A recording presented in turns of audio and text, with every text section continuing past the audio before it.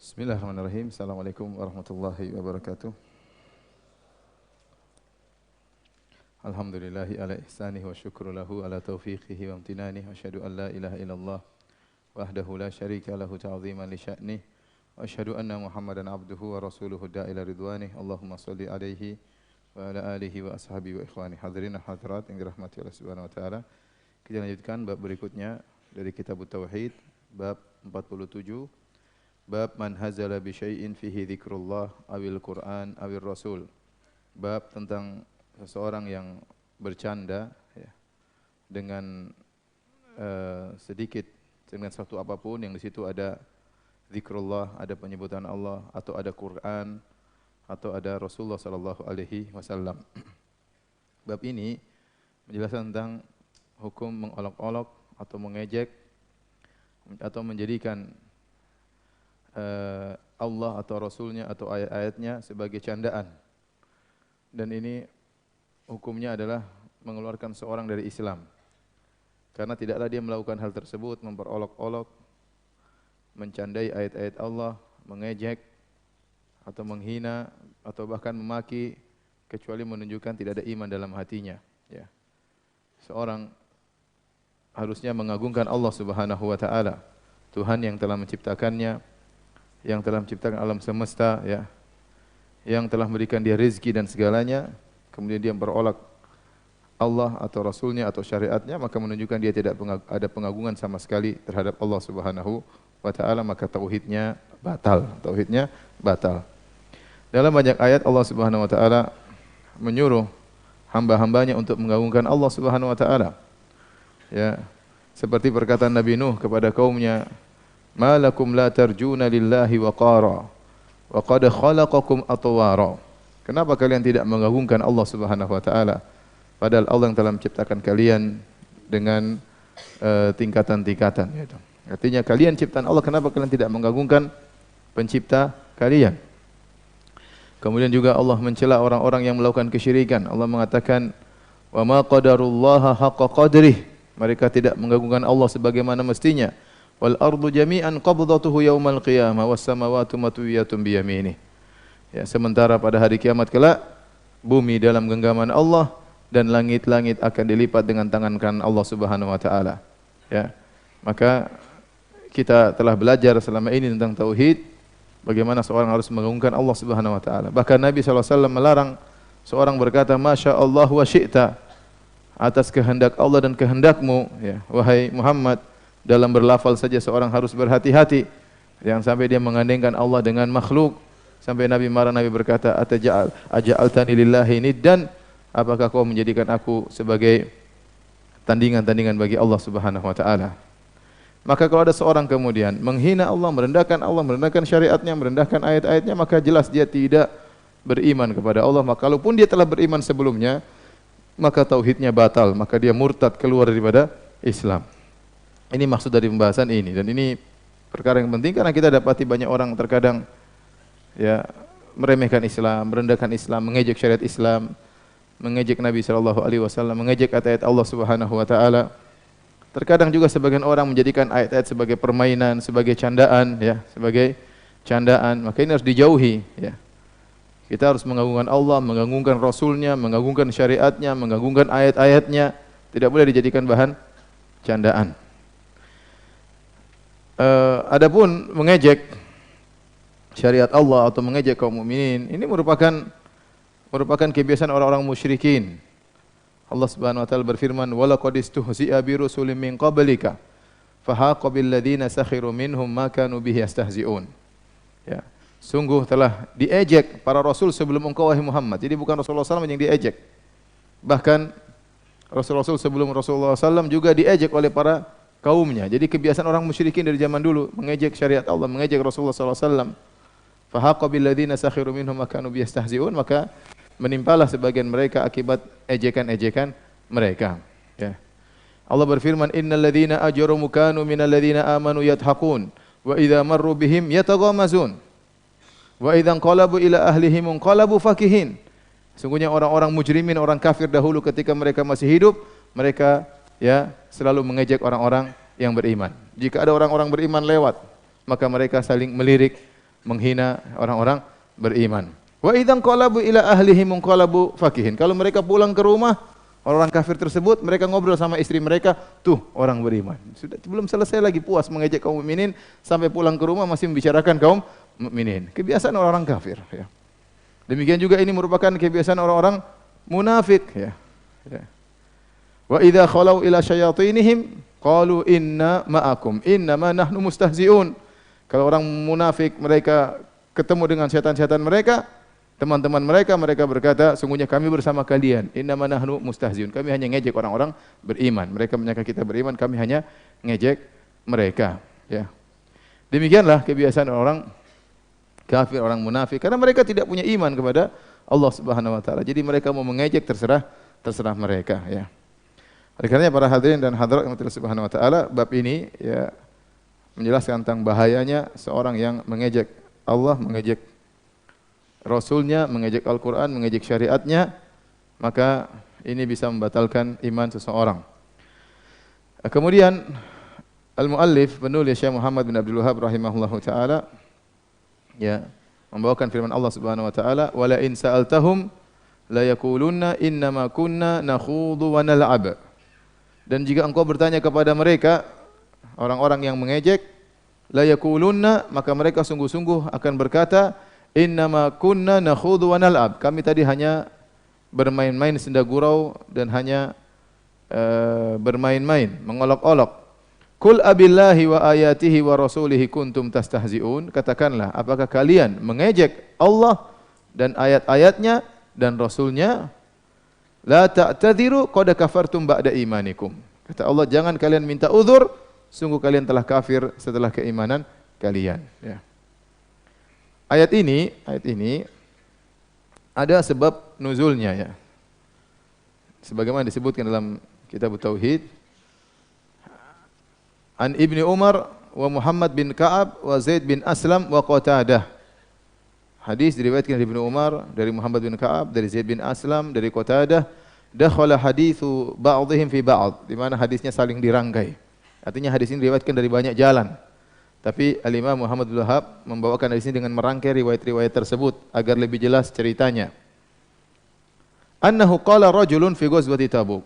Ketika Nabi sallallahu alaihi wasallam berperang dalam perang Tabuk, ada sebagian orang munafik yang ikut dalam perang Tabuk tersebut. Ya, salah seorang dari mereka, orang munafik tersebut, mereka ngobrol di antara mereka. Mereka berkata, "Ma ra'aina mithla qurra'ina haula'i."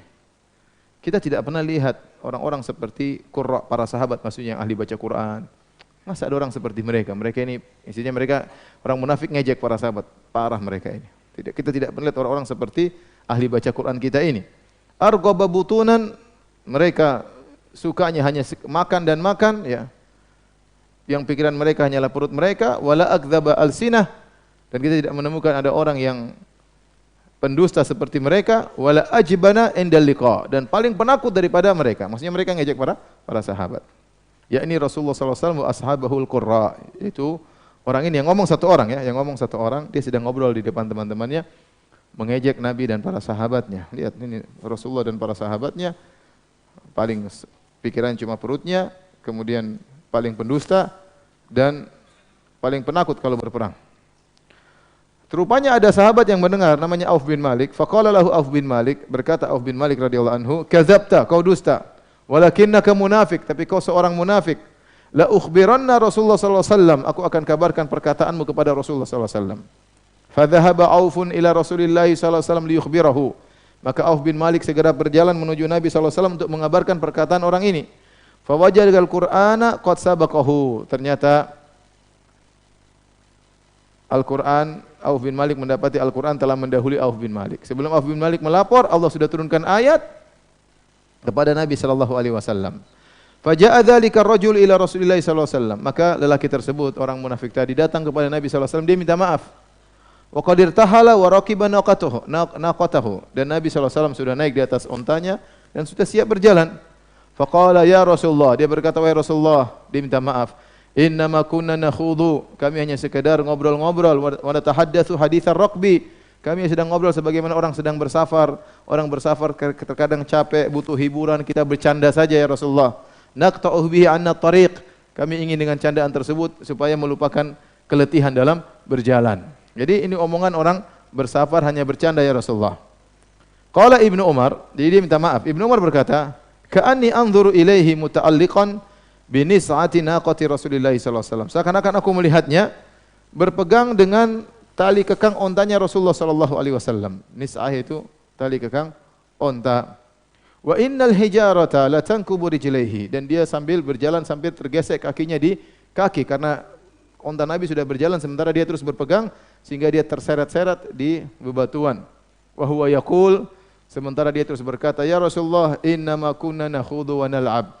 Ya Rasulullah, kami hanya bercanda, bersenda gurau, hanya bermain-main. Kami tidak bermaksud mengejek engkau, mengejek sahabatmu, kami hanya bercanda. Fa yaqulu lahu Rasulullah sallallahu alaihi wasallam. Maka Rasulullah sallallahu alaihi wasallam ya berkata ya, atau ma yaltafitu ilaihi wa ma yaziduhu alaihi, dan Nabi sallallahu alaihi wasallam tidak tengok kepadanya dan Nabi sallallahu alaihi wasallam tidak memberi kata apapun kepada orang tersebut ya. La ta'tadiru qad kafartum ba'da imanikum. Jangan kalian minta uzur, sungguh kalian telah kufur setelah keimanan kalian. Baik, inilah ya ayat yang dimaksud. Sebelumnya kita akan bahas tentang hadis ini. Jadi lelaki di Rasulullah SAW waktu berperang dalam perang Tabuk, sebagian orang munafik ikut, sebagian besar mereka tidak ikut, tinggal di Madinah dengan berbagai macam alasan mereka tidak ikut, tapi sebagian kecil mereka ikut. Kemudian sampai di sana mereka ngobrol di antara mereka. Salah seorang dari mereka, cuma satu orang aja yang ngomong, "Ma ra'aitu mithla qurra'ina haula arghaba butunan wa akdzaba alsinah wa ajbada indal liqa." Dia cuma ngomong bercanda. Lihat, kita tidak pernah lihat ada orang seperti mereka, paling tukang mikir makan, dipikir perutnya aja, kemudian paling pendusta dan paling penakut dalam berperang. Kata sebagian ulama, sebenarnya mereka sedang menceritakan tentang diri mereka sendiri. Yang paling pendusta mereka, yang paling mikir perut mereka sendiri, yang paling penakut mereka sendiri ya. Tapi mereka tujukan kepada Nabi dan para sahabatnya. Yang lain cuma mendengar, tetapi menyetujui, dan itu berbahaya. Jangan sampai kita duduk di majelis maksiat, majelis kekufuran, majelis ghibah ya. Ya. Laqad nazzala 'alaikum fil kitabi. Allah sebutkan dalam Al-Qur'an bahwasanya telah turun dalam Al-Qur'an an idza sami'tum ya, kalau kalian mendengar ada ayat-ayat Allah Subhanahu wa taala yukfaru biha wa yustahza'u biha ya, fala taqudu ma'ahum hatta yakhudu fi haditsin ghairi ya. Kalau kalian mendengar ada ayat Allah dikufurkan atau dicandain ya, maka janganlah kalian duduk bersama mereka ya, sampai mereka berbicara tentang pembahasan yang lain. Innakum idzam mithluhum, kata Allah Subhanahu wa taala, karena kalau kalian tidak berpindah, kalian tetap bersama mereka, maka kalian hukumnya sama seperti mereka. Maka dari sini lihat, yang berbicara cuma satu orang, tapi semuanya kena karena mereka ridho dengan ejekan-ejekan tersebut. Maka kalau antum lagi hadir di suatu majelis, ternyata mereka mengolok-olok ayat Allah, keluar. Kalau kalian mendengar ayat Allah diolok-olok, keluar. Rasulullah diejek, syariat Allah diejek, syariat Nabi SAW diejek, keluar, tinggalkan majelis tersebut. Atau kalau tidak, antum tegur dia. Tegur, kalau tidak antum keluar. Karena kalau antum di situ terus, innakum idzam mithluhum, kalian bisa hukumnya seperti mereka. Dan orang ini adalah orang munafik. Orang munafik. Karena kalau kita lihat konteks ayat, wala in sa'altahum la yaquluna innama kunna nakhudhu wa nal'ab. Kalau engkau bertanya kepada mereka, kenapa kalian melakukan demikian, mengejek-ngejek dan mengolok-olok, mereka akan berkata, kami hanya bercanda dan bersenda gurau. Ini kaitannya dengan konteksnya adalah orang-orang munafik. Karena ayat ini dalam surat Taubah ini sebelumnya berkaitan juga dengan orang munafik. Ya, yahdharul munafiquna an tunazzala alaihim suratun tunabbi'uhum qul istahzi'u ya qul istahzi'u innallaha mukhrijum ma kuntum tahdharun ya. Wala in sa'altahum, baru kemudian ayat tersebut. Kata Allah Subhanahu wa taala, ya, orang-orang munafik takut Allah akan menurunkan ayat yang akan membongkar apa yang mereka sembunyikan dalam hati mereka. Silakan kalian mengejek-ngejek, sungguhnya Allah akan membongkar apa yang kalian khawatirkan. Baru Allah turunkan wala in sa'altahum, jika kau bertanya kepada mereka. Berarti ayat ini memang berkaitan dengan orang-orang munafik, bukan para sahabat. Ingat ya. Bukan sahabat yang tadinya beriman kemudian ngejek Nabi kemudian kafir. Tidak. Yang benar ayat ini berkaitan dengan orang munafik yang kebetulan ikut dalam perang Tabuk, kemudian mereka mengejek Nabi sallallahu alaihi wasallam, maka mereka tadinya beriman secara zahir, maka sekarang zahirnya pun kafir. Orang-orang munafik, mereka secara zahir beriman, namun secara batin apa? Kafir. Ini orang munafik. Secara batin kafir, secara zahir beriman. Adapun firman Allah Subhanahu wa taala, qad kafartum ba'da imanikum. Kalian telah kafir setelah iman kalian, maksudnya kalian setelah kafir secara zahir, setelah kalian beriman secara zahir. Karena orang munafik batinnya kafir. Sebelum mereka mengucapkan ejekan kepada Nabi sallallahu alaihi wasallam, maka mereka masih disikapi oleh Nabi sebagai seorang yang beriman. Ya, karena orang munafik KTP-nya Islam. Tetapi setelah mereka mengucapkan kata-kata ejekan, maka nampaklah kekufuran mereka. Tapi kita akan bahas ayat ini ya.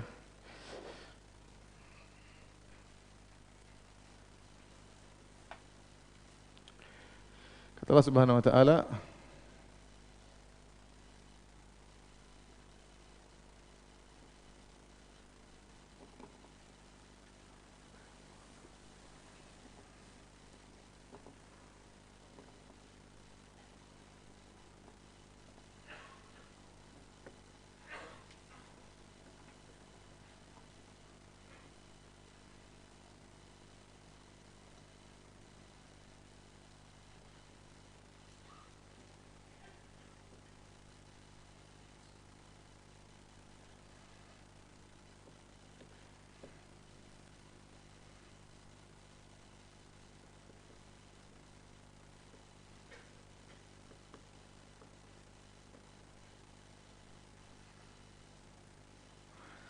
kata Allah Subhanahu wa taala ya, jika engkau bertanya kepada mereka, jika engkau bertanya kepada mereka,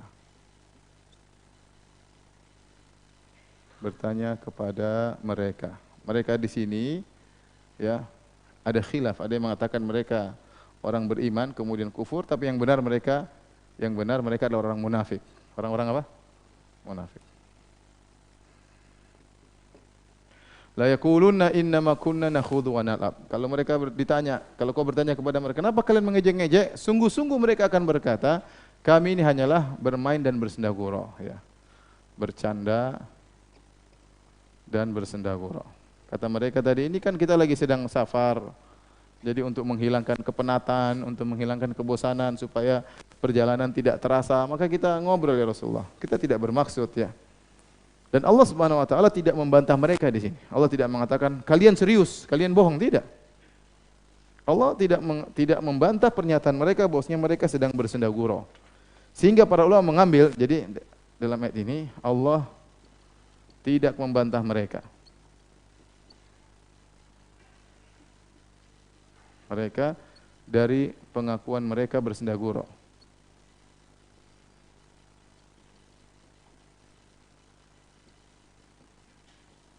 Karenanya ya, mengejek ayat-ayat Allah baik serius atau bercanda sama saja. Bercanda sama saja hukumnya, yaitu kafir. Paham? Jadi mereka bercanda dan mereka ngaku mereka sedang bercanda, Allah tidak menyalahkan mereka. Benar mereka bercanda, tapi meskipun bercanda tetap hukumnya apa? Kafir. Karena tidak mungkin kalau orang punya beriman kemudian dia berani bercanda tentang Allah, ngejek Rasulullah SAW. Tidak mungkin ada keimanan dalam hatinya. Jadi masalah ini masalah yang berbahaya. Karena kafirnya seorang keluar dari Islam bukan hanya sekedar serius, bahkan dia bercanda, mengolok-olok. Sekedar bercanda juga bisa mengeluarkan dia dari Islam. Kemudian kata Allah Subhanahu wa taala, "Qul," katakanlah wahai Muhammad, katakanlah. Abillahi, Allah, apakah dengan Allah kalian bercanda? Satu. Wa ayatihi, ayat-ayatnya. Dua. Wa rasulihi, rasulnya. Tiga ya. Ini ada ya. Apa kepada Allah, ayat-ayatnya, rasulnya kalian berani mengejek? Ya. La ta'tadziru, jangan minta jangan cari alasan. Qad kafartum ba'da imanikum. Kalian telah kafir setelah beriman. Perhatikan di sini tadi sudah kita bahas. Iman di sini maksudnya iman apa? Iman zahir. Paham ya? Iman yang zahir. Karena munafik imannya pada zahirnya saja.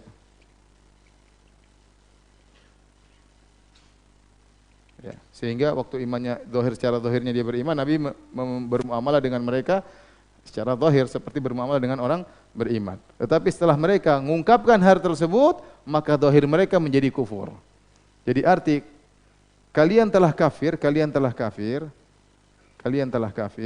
maksudnya adalah ya kalian sekarang zahirnya juga kafir. Juga kafir setelah sebelumnya zahir kalian iman. Adalah iman. Paham ya? Karena jangan sampai antum terbayang, oh ini orang-orang para sahabat sampai jadi murtad gara-gara ngejek Nabi. Ini bukan para sahabat, ini adalah orang-orang apa? Munafik. Paham ya? Baik. Teks yang datang dalam ayat ini kata Allah, "Qul abillahi wa ayati wa rasuli." Apakah kalian kepada Allah dan ayatnya Rasulnya kalian mengejek? Jadi barang siapa yang mengejek Allah maka dia kafir. Mengejek, bercanda meskipun bercanda, apalagi memaki. Ada orang maki Tuhan, ada kafir jelas. Atau mengejek ayat-ayat Allah, mengejek ayat-ayat Allah, maka Al-Qur'an diejek, hadis ayat-ayat diejek, atau Rasulnya diejek, Rasulullah sallallahu alaihi wasallam, Rasulullah enggak paham, Rasulullah begini, ucapan-ucapan mengejek ya. Maka dia langsung keluar dari Islam ya.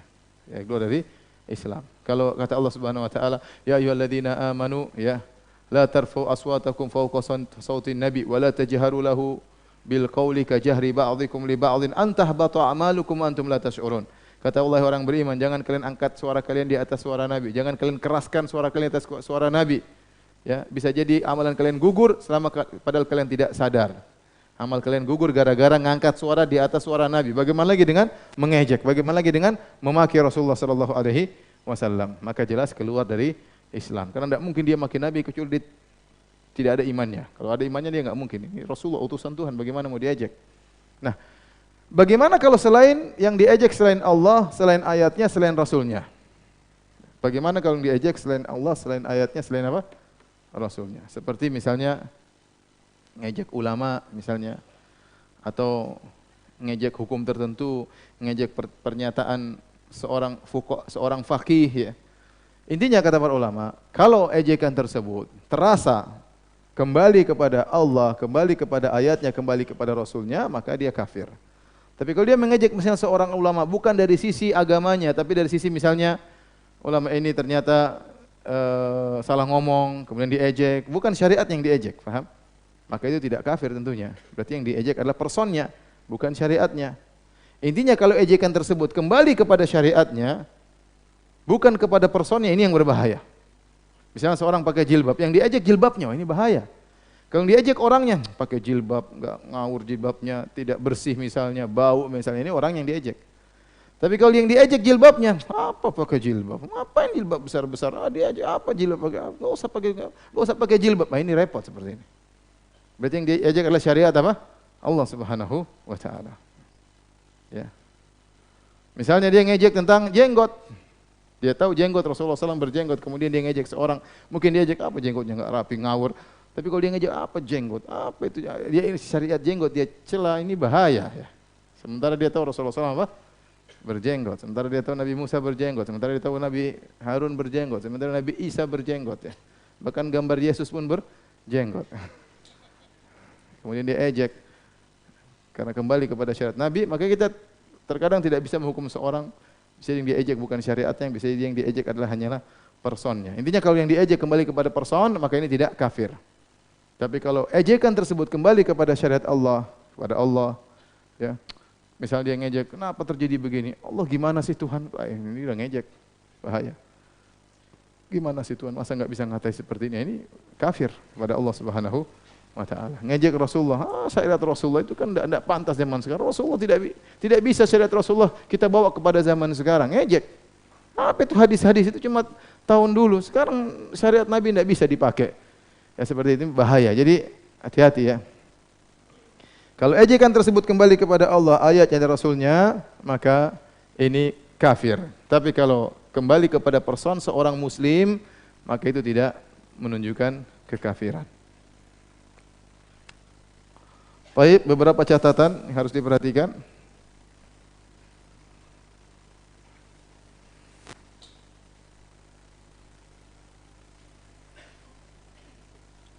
Pertama, ya, mengenai sesuatu perbuatan atau perkataan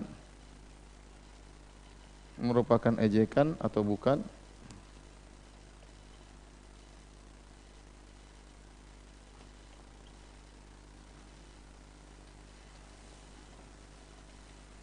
maka kembali kepada urf.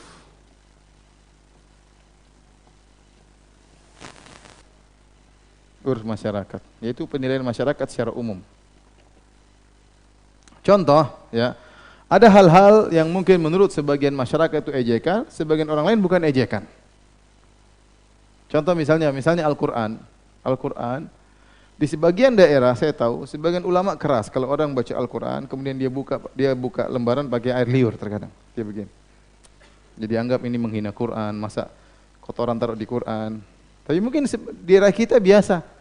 Seorang baca kemudian untuk membuka pakai apa? Air liur. Dia tidak ada maksud untuk apa?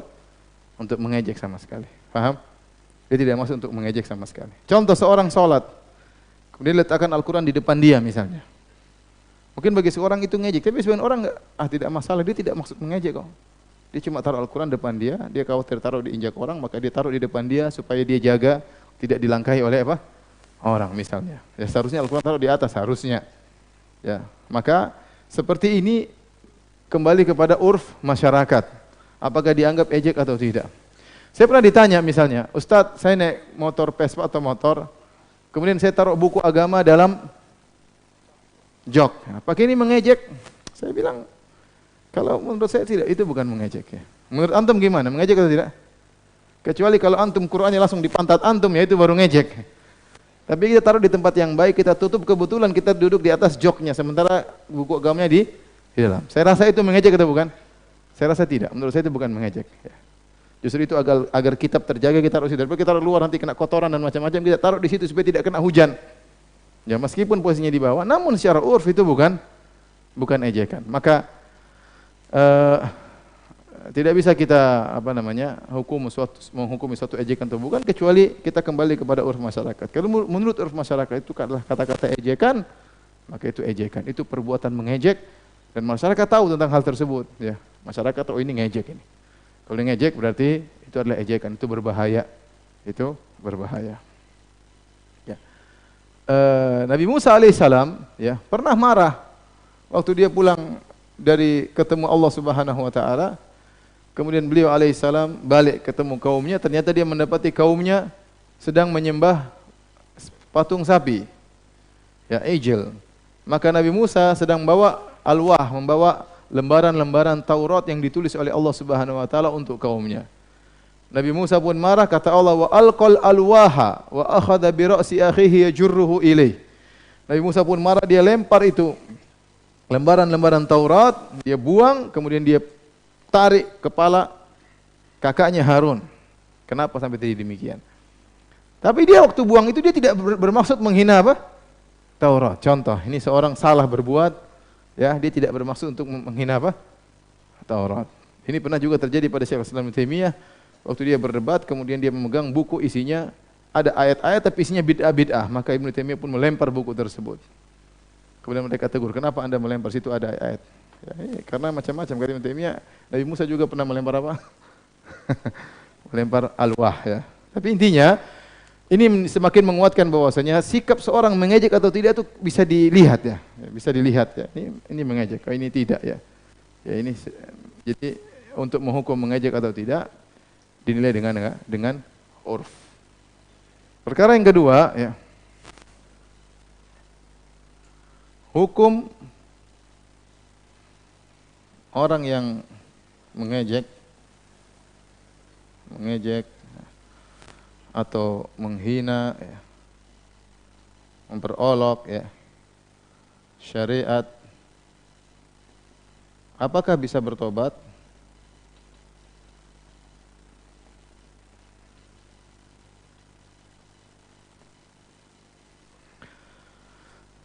Taruhlah seseorang dia mengejek, kemudian dia sadar ya, dia ingin bertobat kepada Allah Subhanahu wa taala ya. Apakah tobatnya bisa diterima? Maka ini ada khilaf di kalangan para ulama, khilaf ya. Ada beberapa pendapat ya. Pendapat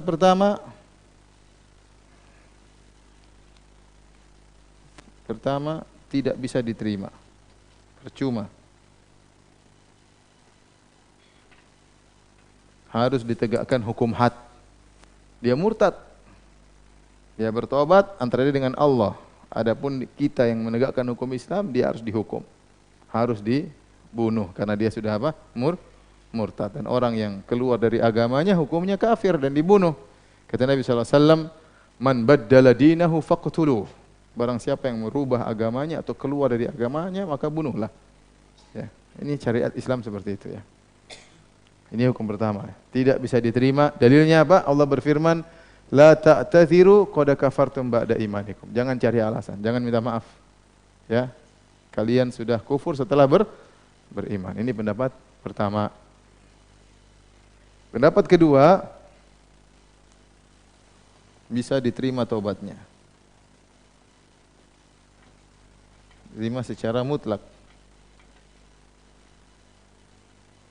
Apa dalil mereka? Dalil mereka mengatakan, toh orang munafik ini yang salah ngomong kepada Nabi SAW tidak dibunuh oleh Nabi, tidak ditegakkan hukum had.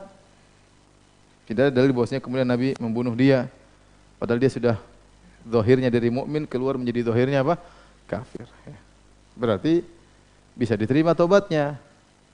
Namun dibantah sama pendapat yang pertama, Nabi memang tidak membunuh orang-orang munafik karena Nabi berkata, ya, la yaqulan nas anni qataltu ashabi. Nabi tidak membunuh mereka, Nabi tidak bunuh orang-orang Khawarij yang sempat muncul, nenek moyang Khawarij. Ya, sampai sahabat mengatakan, "Ala adribu unuka hadzal rajul ya Rasulullah, apa saya tidak penggal kepalanya?" Kata Nabi, "Jangan. Jangan orang-orang berkata Muhammad membunuh sahabatnya." Kenapa? Karena orang munafik secara zahir sahabat siapa? Nabi SAW. Dan Nabi ingin menjaga citra Islam. Karena kalau Nabi menegakkan hukum had kepada mereka, nanti orang-orang kabilah-kabilah lain tidak mau masuk Islam. Oh, susah masuk Islam. Muhammad bunuh apa? Sahabatnya. Jadi Nabi ingin menjaga citra Islam. Oleh karenanya menjaga citra itu penting. Ya. Menjaga citra Islam itu penting. Ya. Tidak seperti orang-orang ISIS yang kemudian membunuh orang lain, kemudian dia videokan, bahkan dia bangga dengan membunuh orang-orang Islam. Ya. Sambil bertakbir Allahu Akbar, yang dibunuh juga bertakbir Allahu Akbar ya. Ini kan jelek di hadapan mata dunia ya. Sampai ada saya punya teman cerita ada keluarganya tidak jadi masuk Islam gara-gara lihat video-video apa? ISIS. Benar-benar menghancurkan citra Islam. Seakan-akan Islam adalah agama yang biadab dan yang lainnya ya. Tidak mengenal kasih sayang dan yang lainnya. Jadi dibantah oleh pendapat pertama, kata mereka Nabi tidak membunuh, itu karena kondisi waktu itu seperti itu. Adapun kalau kondisi zaman sekarang di negara Islam maka dibunuh. Paham? Baik. Pendapat yang kedua bantah lagi. Bahwasanya orang munafik yang ngejek Nabi SAW ini, ya, saya lupa namanya tapi kalau nggak salah namanya Ibnu Muhayyir, ya, Ibnu Muhayyir atau Ibnu Muhayyir, ya, dia akhirnya bertobat. Kemudian dia minta namanya diganti dengan nama Abdurrahman. Kemudian dia berjanji kepada Allah, ya Allah, aku ingin mati syahid. Akhirnya dia pun mati syahid dalam Ma'rakatul Yamamah, waktu berperang melawan Musailimah Al-Kadzdzab. Dan ini disebut oleh para ahli tafsir bahwasanya dia bertobat. Dia bertobat, ya. Sehingga tobatnya bisa diterima. Demikian juga Allah berfirman setelah ayat ini, kata Allah, qad kafar la ta'tadziru qad kafartum ba'da imanikum. Jangan cari alasan, sungguhnya kalian telah kafir setelah kalian beriman. Allah melanjutkan, inna'fu an ta'ifatin inna'fu an ta'ifatin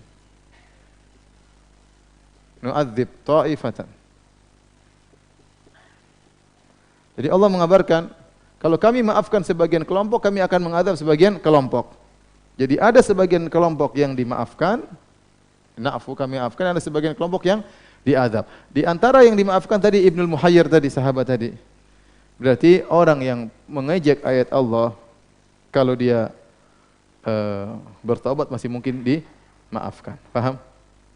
Saya lebih condong pada pendapat ini, tapi ada pendapat yang lain lagi, pendapat yang ketiga, yang lebih hati-hati, ya. Dia mengatakan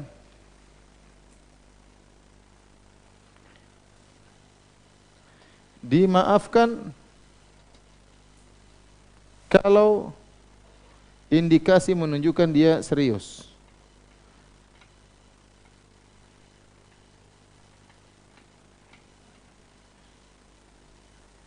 Serius bertobat. Ini pendapat cukup kuat, ya, karena tadi inna'fu an ta'ifatin. Ya. Allah bisa memaafkan dan terbukti ada seorang munafik yang akhirnya dia sadar, akhirnya dia minta maaf dan akhirnya dia meninggal dalam Ma'rakatil Yamamah. Ini pendapat yang cukup bagus, ya. Kemudian pendapat yang lain terperinci. Pendapat yang keempat diperinci.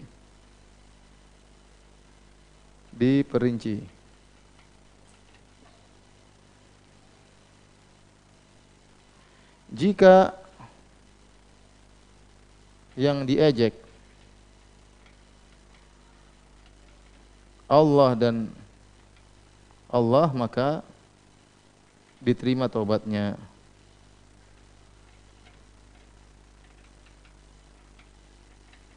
Yang kedua, jika yang diejek Rasulullah, Nabi sallallahu alaihi wasallam, maka tidak diterima. Ya. Dalil mereka, kalau seorang mengejek Allah, mengajak syariat Allah, maka dia minta maaf, Allah ampuni karena Allah Maha Pengampun, ya. Tetapi kalau yang diejek Rasulullah, maka ini berkaitan dengan hak Nabi sallallahu alaihi wasallam. Kalau Nabi masih hidup, kita bisa tanya, ya Rasulullah, Anda maafkan enggak orang ini? Tapi Nabi SAW sudah meninggal, maka pengikutnya tidak maafkan. Pengikutnya tidak maafkan. Kalau ente bertobat, urusan ente dengan Allah. Tapi dalam hukum dunia ente harus ditegakkan hukum had. Ini perincian seperti ini. Tapi intinya Allah alam bisawab, ya. Kenapa para ulama mengatakan demikian? Agar mereka tidak membuka ruang celah bagi orang bermudah-mudah untuk mencela Rasulullah SAW. Oleh karenanya kalau misalnya ditegakkan hukum Islam, ada yang berani ngejek, langsung bunuh. Dia bertobat, urusannya dengan Allah Subhanahu wa taala. Mungkin dia masuk surga, enggak ada masalah, tapi harus ditegakkan hukum had, dilihat oleh masyarakat agar tidak ada yang berani-berani lagi untuk mengejek siapa? Nabi sallallahu alaihi wasallam, mengejek syariat Allah Subhanahu wa taala. Karena kalau dibuka pintu ini orang akan ngejek, udah habis ngejek, ditangkap, bertobat, selesai. Kalau ngejek lagi, tangkap, bertobat. Ngejek 3 kali bertobat, selesai. Akhirnya orang banyak mudah mengejek-ngejek, ya. Dan di zaman Nabi sallallahu alaihi wasallam ada seorang sahabat, dia punya ummu walad. Ummu walad itu dia punya budak wanita, dia gauli, akhirnya punya anak. Tapi budak wanita tersebut tidak dia nikahi. Dia gauli budak wanitanya, punya anak, ya. Wanita tersebut disebutkan istilahnya ummul walad, ya. Kalau misalnya dia meninggal dunia, maka budak wanita ini bebas. Tetapi budak wanita ini selalu mengejek Rasulullah SAW. Maka dia nasihati, jangan kau ejek Rasulullah SAW. Dia punya anak dari budak wanita ini. Wanita tidak berhenti, ngejek lagi Rasulullah SAW. Dan dia nasihati, tidak berhenti. Akhirnya laki-laki ini jengkel, satu hari Di malam hari maka dia mengambil semacam mi'wal, semacam pisau atau pedang, kemudian dia tekankan di perut budak wanita tersebut, kemudian dia pun bunuh budak wanita tersebut. Sampai kabar kepada Nabi SAW, maka Nabi tidak marah dan tidak larang. Kenapa? Karena hukum mengejek Rasulullah SAW, hukumnya apa? Murtad, keluar dari Islam. Ya. Wallahu alam bisawab. Inilah yang berkaitan dengan bab ini.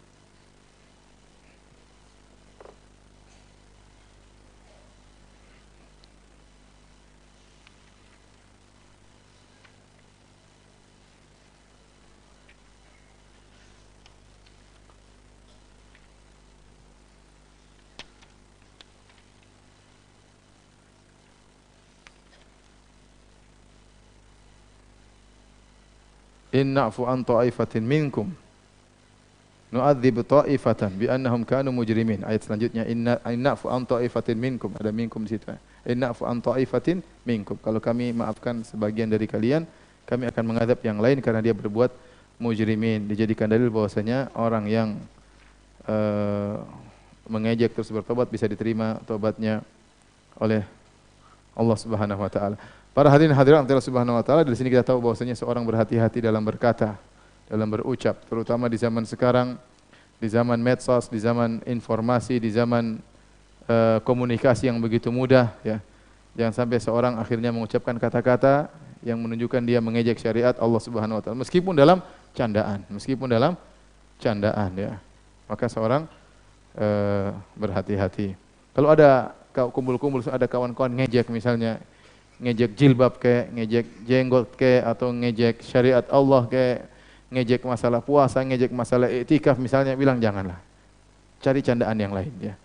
Jangan nyerempet-nyerempet syariat Allah Subhanahu wa taala. Jangan nyerempet-nyerempet syariat Nabi sallallahu alaihi wasallam. Kita khawatir kita terjebak dalam ayat ini, ya. Taib, demikian saja. Kalau ada yang bertanya saya persilahkan. Wallahu taala alam bissawab. Sebelumnya ada hadiah bagi yang bisa menjawab, mendapat hadiah, ya, tafsir juz 29, ya. Baik, pertanyaan pertama, ya. Hapus dulu dong biar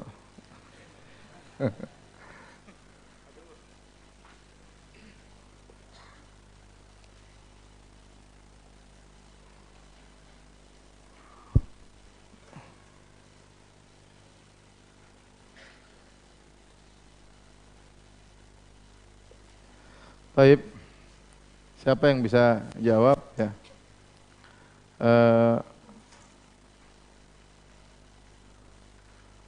Apa hukumnya mengejek ulama?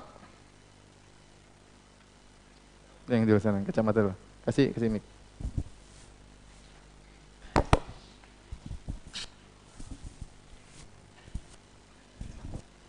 Bismillah.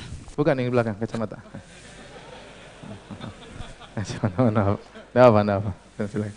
Bismillah, Assalamualaikum warahmatullahi wabarakatuh. Waalaikumsalam warahmatullahi wabarakatuh. Ada dua hukumnya. Yang pertama, murtad atau jika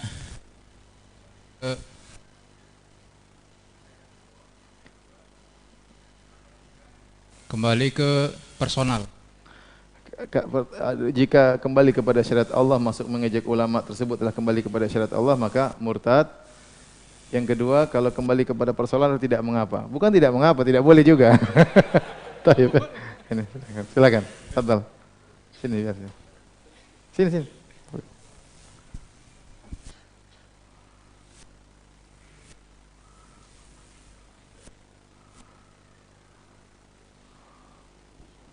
Baik. Sama-sama.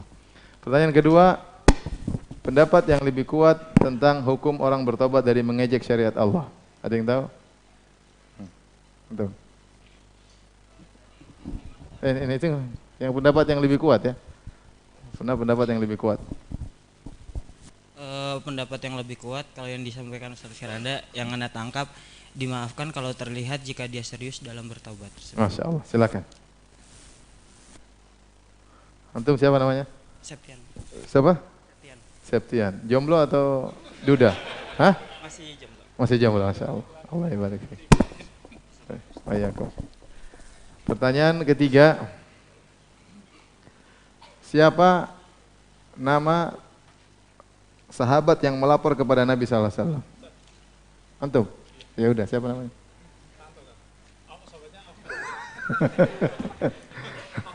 Auf bin Malik radhiyallahu anhu. Taib, jazakallah. Allah barik. Taib, kita buka tanya jawab.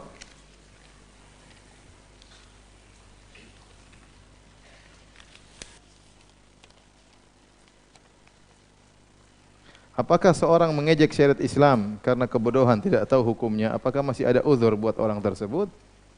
Ya, Allah alam ya. Kalau dia tidak tahu itu syariat Allah, itu lain cerita.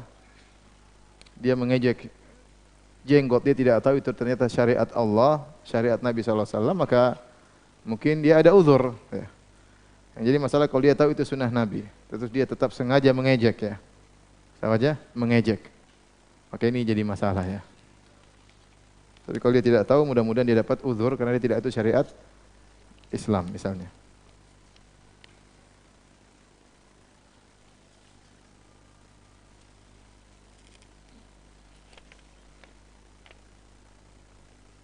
Ada seorang akhwat yang menawarkan dirinya kepada ana. Ia terpaksa menawarkan dirinya tanpa perantara karena ia merasa tidak memiliki teman yang amanah. Dan ia pun tinggal di lingkungan yang masih awam. Pertanyaan, bolehkah bertaaruf dengannya tanpa perantara? Wah, ini repot ya. Kalau bertaaruf ya, kalau enggak, kalau antum takut daripada begini, mending antum sama adik perempuan antum ya. Jadi bertemu dengan dia, disertai dengan adik perempuan antum, paham? Sehingga tidak bebas, karena kalau antum berdua saja bahaya, bisa bebas dan leluasa. Dan itu diinginkan oleh syaitan. Tapi berusaha dengan ibu antum, kalau bisa ibu antum, kemudian kenalan sama dia, main ke rumahnya atau dia main ke rumah, ya ngobrol, ada ibu antum, nggak ada masalah, insya Allah, nggak ada masalah. Maksud saya seorang berusaha menjajaki proses pernikahan dia dengan syar'i agar berkah ya. Jangan sejak awal dimulai dengan sesuatu yang tidak syar'i, khawatirnya tidak berkah di kemudian hari.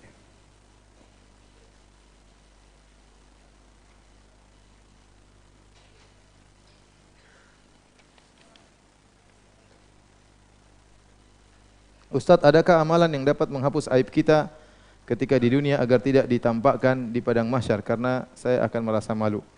Ya, di antaranya menutup aib orang lain ya. Man satara an muslimin satarahullahu yaumal qiyamah. Barang siapa yang menutup aib seorang muslim, Allah akan menutup aibnya pada hari kiamat kelak. Kemudian kita banyak berdoa kepada Allah Subhanahu wa taala ya. Ya, Allah mastur aurati, ya Allah tutuplah auratku di dunia maupun di akhirat. Kemudian Rabbi ghufirli, ya Allah ampunilah aku, sambil kita menghayati bahwasanya maghfirah adalah ampunan dosa disertai dengan menutup aib kita. Taib, silakan azan. Ustaz, bagaimana dengan kiai atau ustaz yang ceramahnya terkesan mengejek atau bersenda gurau dengan ayat-ayat Allah atau kisah para nabi, tapi masyarakat menganggap hal biasa sebagai bumbu-bumbu dalam ceramah? Bagaimana hal tersebut? Intinya kita enggak boleh menjadikan ayat-ayat Allah, syariat Allah, malaikat sebagai candaan, para nabi sebagai apa? Candaan. Kita jauhi itu semua. Mereka adalah makhluk-makhluk Allah yang hebat yang harus kita hormati ya. Seperti candaan misalnya nanti di neraka ada malaikat ini, kemudian bingung, malaikatnya bingung misalnya, ini kata-kata yang ya. Seperti ada bangun jembatannya enggak jadi-jadi, malaikatnya bingung, saya lupa, ada candaan-candaan seperti itu, jangan hindarilah. Itu bahaya. Jadi kita ikut tertawa dengan candaan seperti itu. Enggak boleh, karena itu Anda main-main dengan malaikat. Terusnya kalau disebut malaikat neraka, kita ketakutan mendengar malaikat tentang apa? Neraka. Bukan jadikan bahan candaan ya. Waliyadzubillah, hanya sekedar ingin disenangi orang, kemudian kita jadikan malaikat penjaga neraka sebagai bahan candaan ya. Seperti juga dulu pernah ada seorang menyampaikan hadis tentang jika seorang laki mengajak istrinya untuk digauli, kemudian istrinya tidak mau ya, fabata ghadban la'anathal malaikatu hatta tusbih, maka kemudian lelaki tersebut suaminya marah, maka malaikat pun melaknat wanita tersebut sampai pagi hari. Kemudian ada yang komentar, ngapain malaikat ikut urusan rumah tangga? Subhanallah. Dia gampang aja ngomong kayak gitu. Ini malaikat dia ajak jadi bahan apa? bahan candangannya. Tidak boleh. Tidak boleh kita semua ya, tidak boleh. Mungkin maksudnya bukan mengejek, tapi jangan jadikan bahan candaan. Kita ngomong pilih hati-hati ya. Bicara tentang ibunda misalnya Aisyah radhiyallahu anha, hati-hati bilang misalnya wanita gaul, hati-hatilah, ini enggak gampang kalimat seperti ini ya. Ya seperti Nabi Musa, premannya para nabi, preman, jangan ucapkan seperti itulah. Kita siapa dibandingkan mereka? Kita mengucapkan kata-kata tentang mereka harus dengan penuh penghormatan ya.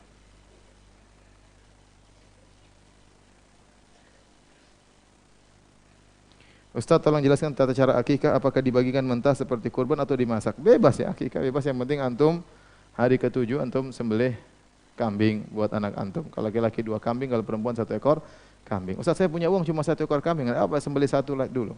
Nanti 1 lain belakangan enggak ada masalah ya. Adapun mau makan sendiri boleh, dibagi juga boleh ya. Ternyata antum orang miskin, ya udah simpan aja buat antum. Kasih sedikit tetangga, sebagian besar buat antum, enggak ada masalah. Intinya adalah ibadah menyembelihnya. Adapun kalau antum sedekahkan itu ibadah yang kedua, ya. Kalau antum simpan makan sendiri juga enggak ada masalah, ya. Oleh karenanya mau dibagi mentah boleh, dimasak dulu panggil orang makan boleh, bikin walimah akikah enggak ada masalah ya.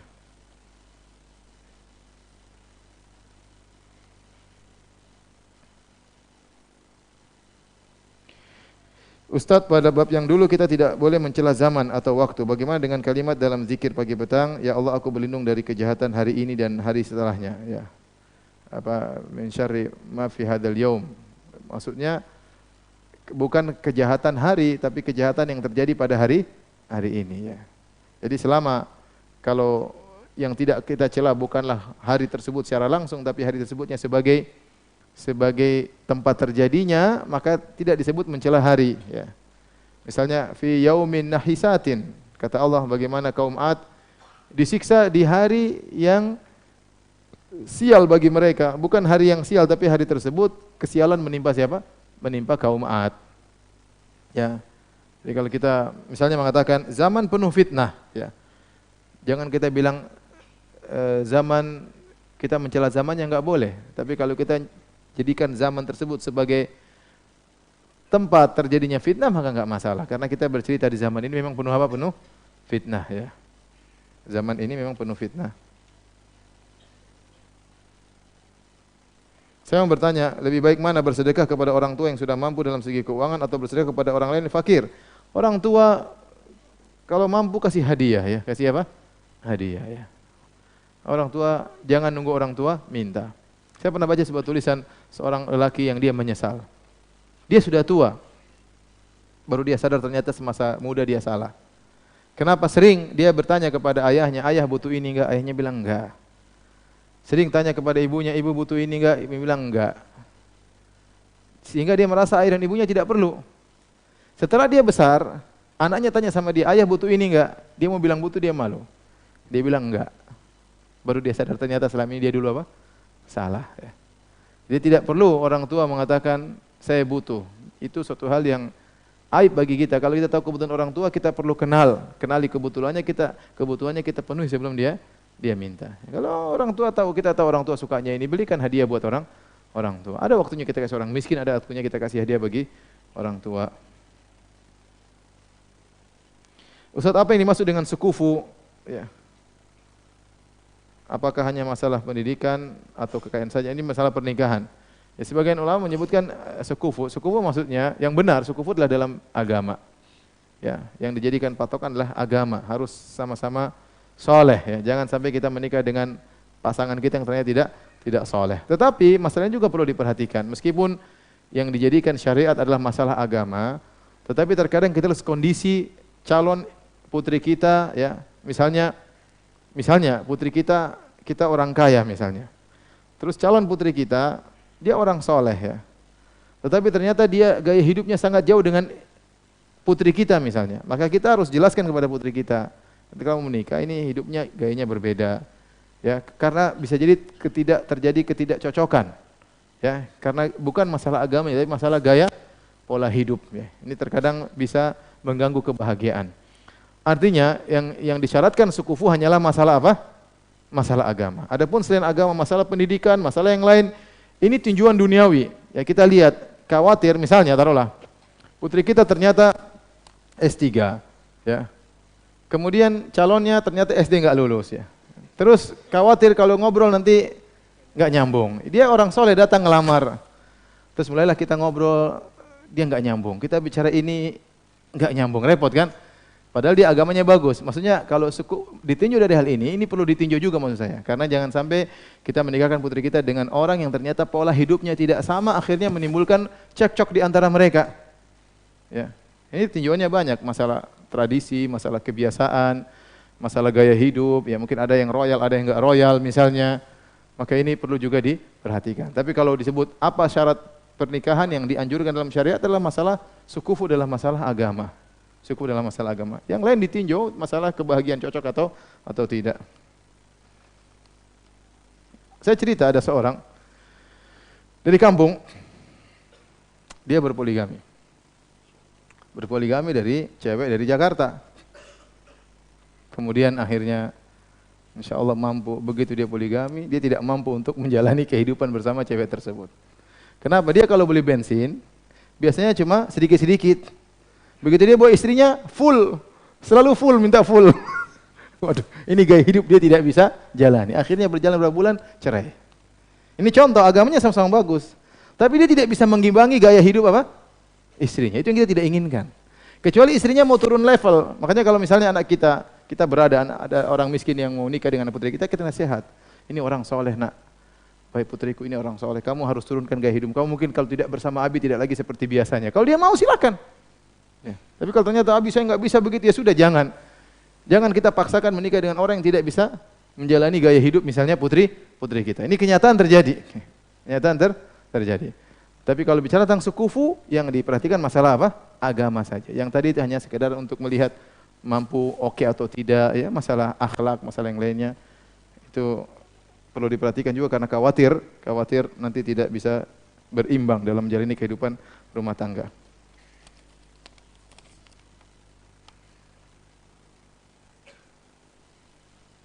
Baik, demikian saja kajian kita. Pekan depan libur ya. Pekan depannya juga libur ya. Baik, demikian. Subhanakallah bihamdik asyhadu an la ilaha illa anta. Assalamualaikum warahmatullahi wabarakatuh.